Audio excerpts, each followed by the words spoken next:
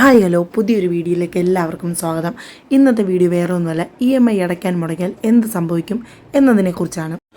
First one, EMI മുടങ്ങിയാൽ ജയിലിൽ പോകേണ്ടി വരുമോ? അതിനുത്തരം ഇതാണ് no. Because loan default civil കേസാണ്, ഒരിക്കലും ക്രിമിനൽ കേസല്ല. സോ EMI മുടങ്ങിയെന്ന് പറഞ്ഞ് ജയിലിൽ പോകേണ്ടതായിട്ട് വരില്ല. സെക്കൻഡ് വൺ, EMI മുടങ്ങിയാൽ ബാങ്ക് ചെയ്യുന്ന പ്രൊസീജിയേഴ്സിന് എന്തൊക്കെയാണെന്ന് നോക്കാം. അവർ നിങ്ങളെ നേരിട്ട് കോൾ ചെയ്യും, അല്ലെങ്കിൽ SMS ചെയ്യും, അല്ലെങ്കിൽ റിമൈൻഡർ ലെറ്റേഴ്സ് അയക്കും. ഈ 3 കാര്യങ്ങളാണ് ബാങ്ക് ചെയ്യുന്നത്.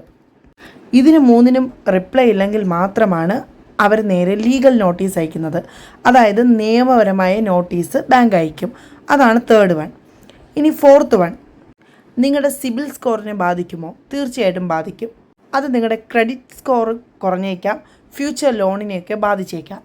അതുപോലെ ക്രെഡിറ്റ് കാർഡും അവർ റിജക്റ്റ് ചെയ്യാനുള്ള അവകാശമുണ്ട്.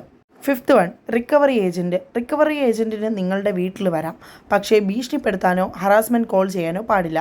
അതെല്ലാം ഇല്ലീഗലാണ്. Sixth one, vehicle or house loan ആണെങ്കിൽ അത് അവർക്ക് പിടിച്ചെടുക്കാനുള്ള അവകാശമുണ്ട്, ബട്ട് ഒരിക്കലും ഡയറക്റ്റ് വന്ന് പിടിച്ചെടുക്കാനുള്ള അവകാശം അവർക്കില്ല. നിയമപരമായി മാത്രമേ നിങ്ങളുടെ കയ്യിൽ നിന്ന് അവർക്ക് പിടിച്ചെടുക്കാൻ പറ്റത്തുള്ളൂ. പിന്നീട് ഏഴാമത് നമ്മൾ പറയുന്നത് ഇതിൻ്റെ ഒരു സൊല്യൂഷനാണ്. സൊല്യൂഷൻ വേറെ ഒന്നുമല്ല, ബാങ്കിനോട് നിങ്ങൾ നെഗോഷിയേറ്റ് ചെയ്യുക. നിങ്ങൾ ഇഗ്നോർ ചെയ്യരുത്. ഒരിക്കലും നിങ്ങൾ അവരെ അവഗണിക്കാതെ അവർ പറയുന്നതിനോട് സഹകരിക്കുക.